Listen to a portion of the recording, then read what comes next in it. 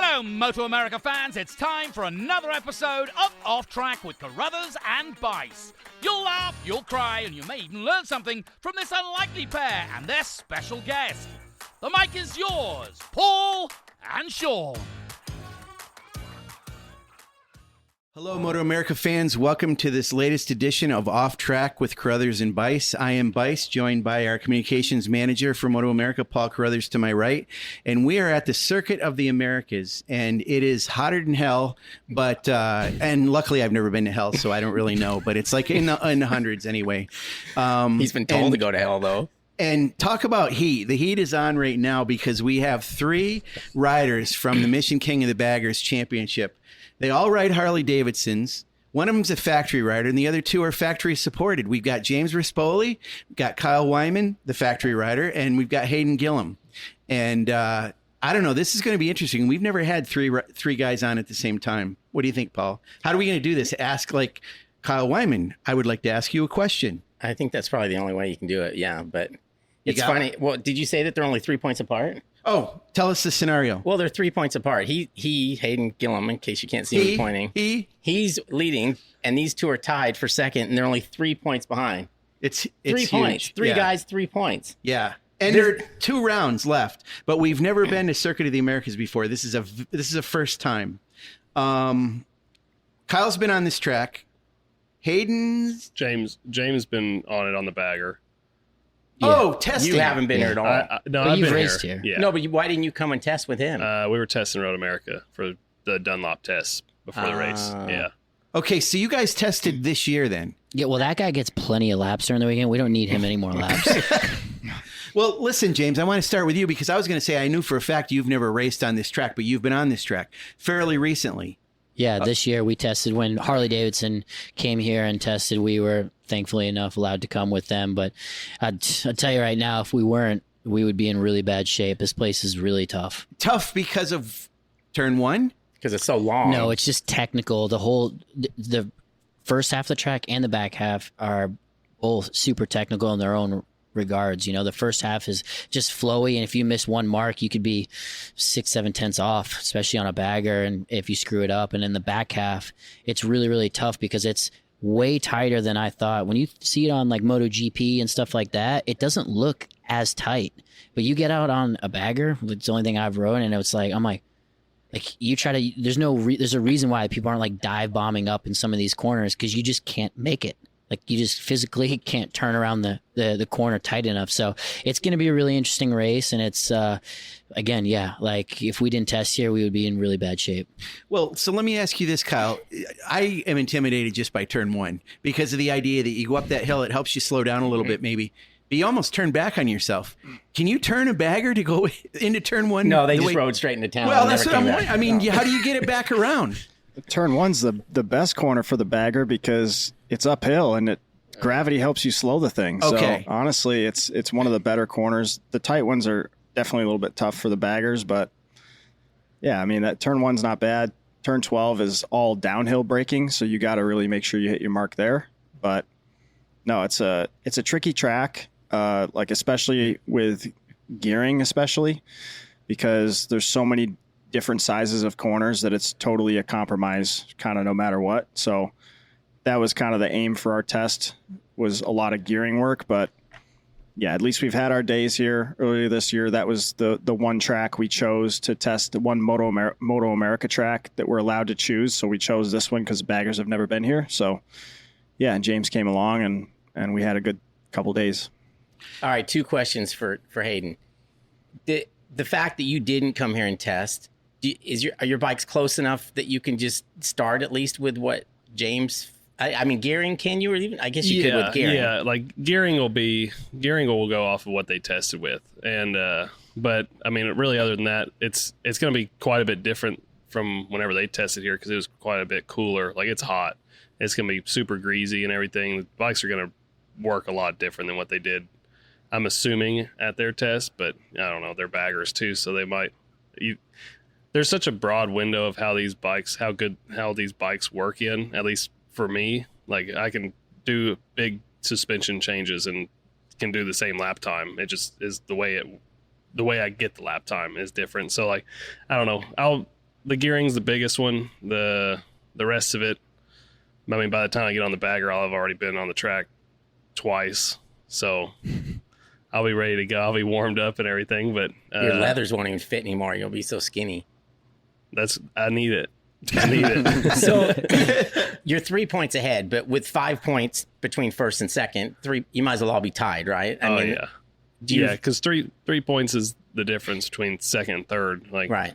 And we're hoping that none of us are fighting for second and third. We're hoping we're all fighting for the win. So right, and I think that's what people also understand is it's not just you three guys, because there's fast guys, Bobby Fong, for example, that could win at any time or get in the mix, and obviously Tyler O'Hara, and so it's not just between you three guys. There's other guys that can make a huge difference in actually the outcome of the whole thing. Yeah, and we've got 4 races left. We've got True. 4 races left, and if Kyle goes on a run like he's been able to do, that's going to be obviously put a damper on it. But I don't know. The Vance and Hines bikes are working pretty good. I'm hoping we can put a good fight up. Now, with the way this track is, it's fast. It's a long lap. Is it going to the heat? Is it going to be?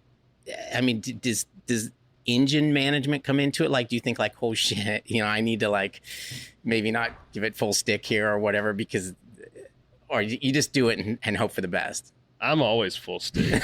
I mean, I think anytime we're on the track, it's going to be wide open. I don't think you're going to be managing really anything, but it is hot.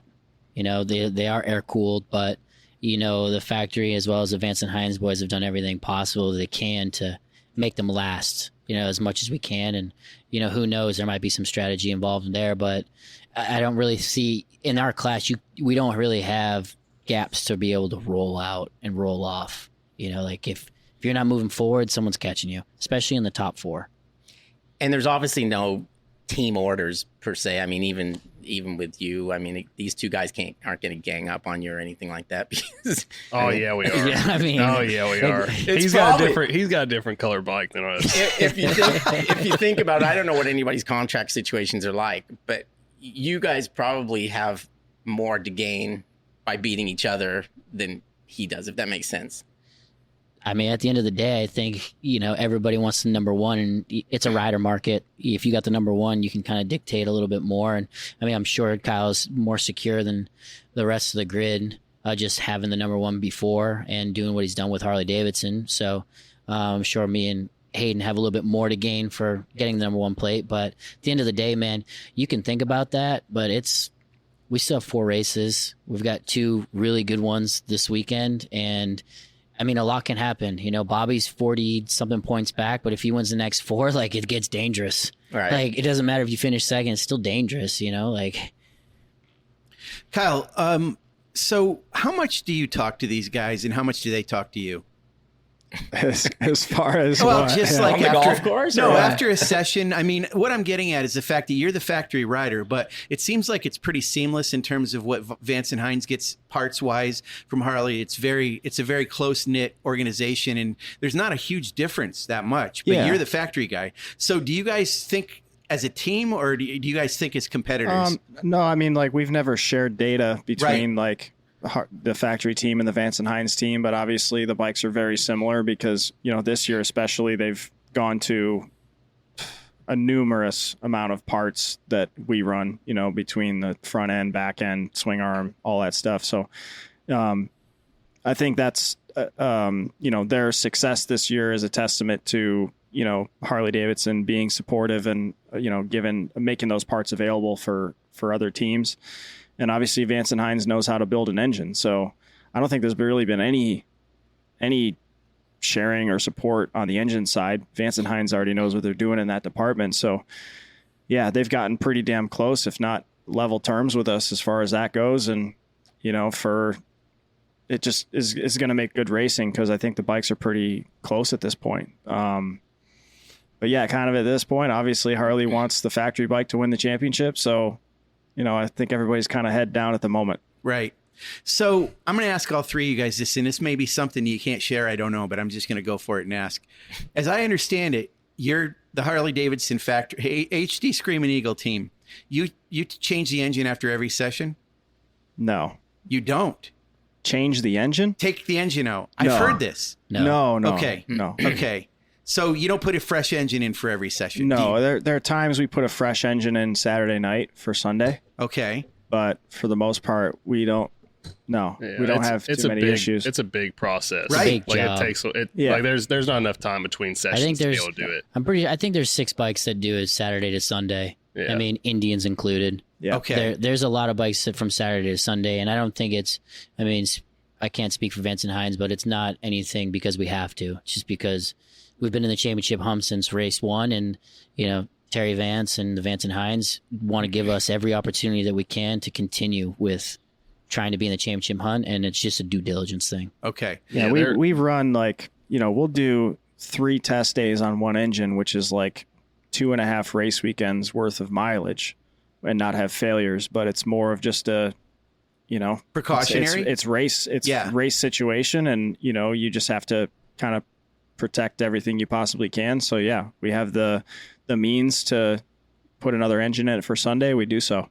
Okay. Yeah, but it's a big process. Like I know the Vance and Hines guys are at the track till like 12:30 Saturday nights changing engines. It's a big process. Right. And the engines themselves are like 170 pounds. Like and then there's so many. It's not like a regular sport bike engine. Like there's cases inside of cases inside of cases, and there's so much stuff going on inside of them. Yeah. It's crazy watching. Yeah, if you did something early in the day, session 1, you're probably not making it for session 2. Yeah. Like you could, they could do it, but it's to do it right, make sure everything's good, Gucci. I think we've seen that before too, where guys don't make. It's a thrash, and I mean they do it pretty.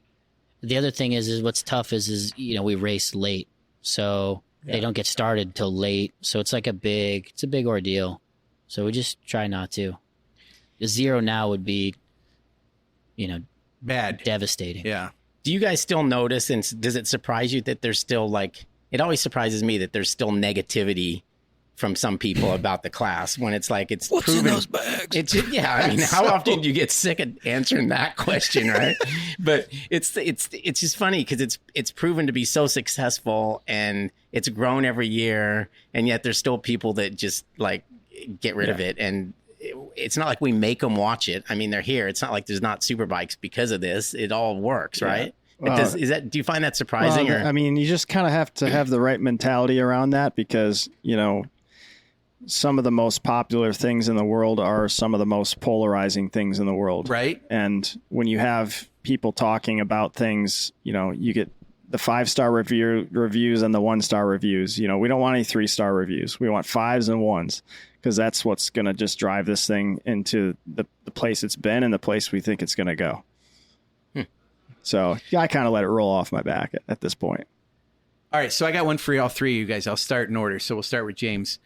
Tell us about the King of the Bagger Challenge. Do you like it? And if you do, tell us why. If you don't, tell us why you don't. Well, I hate it because I finish second all the time. I haven't got a dime.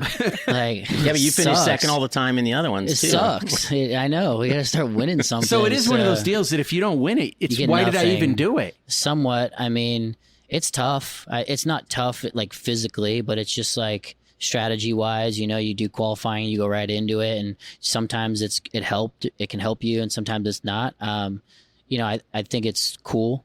I do like having that extra little race because I think right now we go out in the morning and we go out at night, so it's nice to have a little bit of something to race. It gets pretty boring. Yeah. The rest of it, but other than that, I think it's cool. I just like racing. So if we're bar banging for money or bar banging for points, I want to race. I want to race these guys hard, and I just want it to be close and fun. And afterwards, high five and whatever, like we were riding hundreds. Yeah, there's a little bit of money on the line, but maybe if they could spread it to second and third would be great. Kyle, yay or nay on the challenge? Flip a coin, right? It can be the best thing, especially if you win. It can be an opportunity to try a change that you wouldn't normally throw at the bike for a points paying race, which we've done a number of times where it's that was the wrong way, but it was just a challenge, So it can be, an opportunity to show your cards before the race, which can be a positive or a negative. If I've won a challenge by, building a gap straight away, then that's probably a good thing because it shows what I can do. And that's kind of what I've always tried to do with the challenge. But they're kind of stressful at the same time because you kind of don't know who's going to just show up with the red mist either and really want to go for it. But it's definitely, going back to the kind of engine changes or, fixing crash bike, you don't want to put your team on the back foot over, a big check, because usually we've got our points paying race about 4 hours after that. So, you trash a bike, you're going to put those guys on the back foot. Hayden. I mean, it's laps. I like laps. I like to use it. Like the first couple laps for me this year, I've struggled with getting going, and coming off of stock or coming off a super bike, like it takes me a few laps to get it back. And so like I like it just because I can kind of practice that, but also I'm kind of on the side with James too. I haven't won one yet, so Yeah. it's kind of a waste of time. But I don't know, it's cool. I like it, and it kind of gives a little preview of what the race could be later in the day too. And like Kyle said, you can try stuff, whatever. I don't know, it's more laps, it's a race, it's fun. And I don't know, like for me, I've got to just practice passing most of the time in them because up until now, I feel like my starts have been pretty subpar. So it's let me practice the first couple laps of passing. But yeah, I mean, it's fun. I enjoy it, and it's cool to, you're racing for a big prize. No points or anything. You just let it hang out and just go have fun with the boys and girls. Yeah, true. And girls. So this is for you, Hayden. So your teammate, well, we'll talk about you. But I was going to mention Jake Lewis is going to be in 6 races this weekend. You're going to be in 4 in this heat. Are 6. you? Yes, 6. That's right. Yes. So I can talk to you about this. I'm sorry. Yeah. It took me a second. The heat's gotten to my brain too. All right. So you're going to be doing 6 races. It was Jake that was almost going to do 8. Well, he was never going to do 8, but there was a possibility he was going to race in stock 1000 at one point, but I guess they decided not to do that. So yeah. So what's your situation, this approach to the weekend regarding the heat? Are you going to do the jumping in a pool thing? How do you deal with all this? And changing leathers, by the way, in between. We don't have time between to jump in pools or anything, which I've never been a I don't know, like whenever I'm guy. I don't like water. He's a cat, dude. I don't know. It's like it's hot, yeah, but it's not like it's something crazy. Like we've dealt with it before. So I mean, like we know what we need to do to combat it. But like whenever I'm at home, I'm outside in it all the time in my jeans and my boots, and like I wear a lot of denim. So. Right. And it gets He's warm wearing in jeans, Owensboro. dude. You wear jeans all day today. And I wanted to put my denim shirt on too. I love it. But like I don't know. Like the heat's never really bothered me much. I enjoy it. Like I'd rather it be hot because whenever it's cool, like the track's better, the tires work better, like everything's better, and everybody can ride harder. Whenever it's hot like this, like it's gonna be greasy. And some people struggle with it. Some people like it. I like it. It's I don't know. Like it's kind of like the rain a little bit, not so much, but like it's a little bit more of a little more dirt tracky leveling factor. Yeah, and finesse. And so like people, it's easier to make mistakes whenever it's greasy. It's hot out there. So I prefer it hot. Like I want it to be hot. The hotter the better. People get tired and everything. And I don't know, for some reason I've never had a big problem with it, so I like it. Let's bring it. Okay, so Medallia Superbike, Steel Commander Stock 1000, Mission King of the Baggers. Of the 3 of those, are you feeling a certain way? Are you putting an emphasis on any of the 3? Do you approach them all the same way? Are they all 3 equally important to you? Which one is the most fun? Tell me if you could. They're all equally important to me. Like Superbike, I grew up watching Superbike racing. Like I didn't grow up watching bagger racing, so like the Superbikes, like that's for me, that's top priority because I've always wanted to be a Superbike racer, and my bike isn't the best on the grid, so I want to, if I can be up there with some of the front guys, that's what I want to do. But I'm in the hunt for the championship in Mission King of Baggers.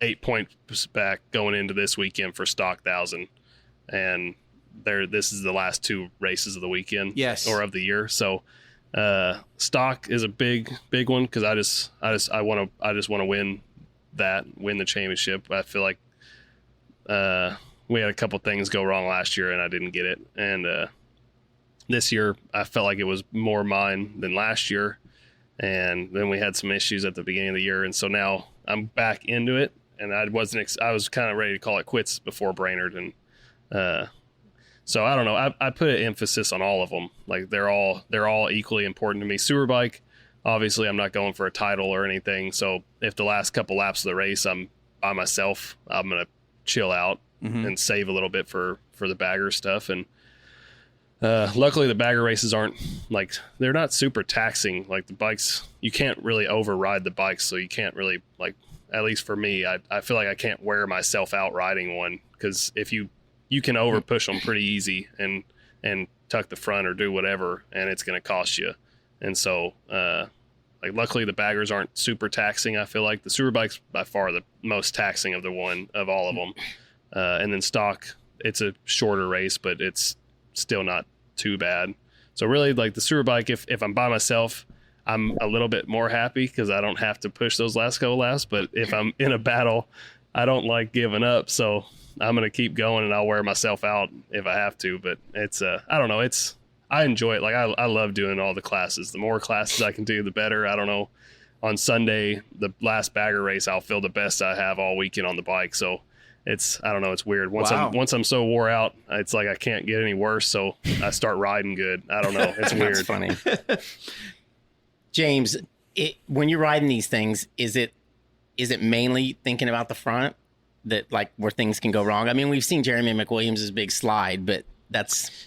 Yeah, I mean, luckily the Harley's been they've done such a good job, and, it's a testament, Kyle and Harley. The bikes, I think our chassis and the Harley is really, really good. We say it all the time, man, and I mean, until Kyle high-sided on one at Brainerd last year, it was pretty, I would say pretty impossible to high-side them. If you had any dirt track skills, dude, it's just so hard because they float so long. It's pretty hard to get them to a snap. I've never had one snap on me really ever. Daytona. Yeah. Daytona. That was wild. That was crazy. We want to thank you for that too. Yeah, it does well really every time. Every time we run it. It'll be like Kyle's bike catching on fire. We'll run it for the next 20 years. Oh yeah, just keep tagging me. Yeah. But other than that, I think the front, as well is it's been really good. I think Brainerd was probably the first time it got greasy for me, where I actually was folding the front on my knee, and I was like, whoa, okay, we can actually tuck this thing pretty good. I only crashed a Jersey on it behind Fonger when this thing was blowing water or whatever out. But other than that, I mean, they're pretty good. So I don't really worry too much about it. I think Hayden said it's going to be greasy here. We can all attest that's probably going to be moving around a bit, but the dirt track background, we all have dirt track backgrounds, so we all can let the bike move around and do its thing. So I think it's going to be one of those where if you're out front and kind of get gone, it's going to be tough to close a gap. And it also is if you start slowing down, a lot of people are going to start catching you quick. Kyle, speaking of the bike catching on fire, I wasn't going to go back that far, but that was Superbike. And thank you for having that. You're welcome. Yeah, it's been great. Every time we run it, I mean, it's fantastic for us. But let's talk about Superbike. Let's talk about the Ducati later on, you having your own program. Yeah. It was a lot, but do you miss any aspects of that? Do you miss being in Superbike? No, I definitely miss racing Superbike. It's particularly tough on weekends when we don't have baggers and I'm just at home watching MotoAmerica Live Plus, and I definitely wish I could get out there, but I'm really happy and in a very good place with this Harley Davidson program, and it's always been my goal to develop the Harley to the point where it can act like a Superbike, because I know that that's where it'll be its fastest, and I know that that's where my experience in Superbike can pay off. So that's always been my goal, is to make this bike good enough to where, it kind of satiates that desire to ride something to that level, and we're getting there. But yeah, I mean, fortunately last year I did both for a couple rounds where I got those fill-in rides, and I thought at the end of 2021 when I stopped my own team that I was like, man, this could have been my last Superbike race, and it was kind of a tough pill to swallow. But because, like Hayden said, he grew up watching Superbike. He wants to be a Superbike racer. It's the same thing. That's all I chased for my whole career. But particularly that fill-in ride with Teitlers when we got on the podium at Atlanta. Yeah. For me to miss one round, which was Coda last year, watch Superbike from the fence, and immediately second round get a fill-in and put it on the podium. It solidified my decision. It validated, my decision to go to baggers. It kind of gave me some closure, if you will, even though that door might not be closed. I may end up back in Superbike someday, but it just gave me a lot of relief when I had that result and just kind of reinforced that I'm on the right path. So I'm going to put you on the spot on this one too. Your teammate. Oh, I was just going to bring that up. Oh, you want to bring it up? No, go ahead. Your teammate's having a tough year, and he's your brother. It doesn't seem like anything's different. I don't get it. Is it a luck thing? What's going on? There's definitely been some luck, especially early in the year. He was leading that. I had an engine failure. He was leading, I guess, part of that race and also had an engine failure. And then he had another mechanical failure on the clutch side of things in race 2, and he walked out of Daytona with 0 points and 0 money, just completely empty-handed to start the year. And I think with him doing both programs and everything, it just kind of, he kind of fell into a little bit of a rut, and he's not really been able to pull himself out of it. He had pretty good run going at Laguna, good qualifying, got back in the challenge, and yeah, he's not found the feeling that he had. He's been struggling, and there's a lot of moving parts in racing in general. And, sometimes not everything's adding up, but, we've been working with him, doing what we can to get him that comfort again and that confidence that I know he has. And he's shown, he can win in this class. He can put it on pole in this class. We all believe that he can do it. I think he just needs to believe it himself. Do you find that stressful? Like, I don't have a brother, but like my son, like if we play golf, especially when he was younger, I'd be like more worried about him having a good time and playing well than myself. You know what I mean? You're like, oh God, you just want the best for your kid. You got to have that feeling a little bit with your brother too, right? You got to be like, oh, how's Travis doing?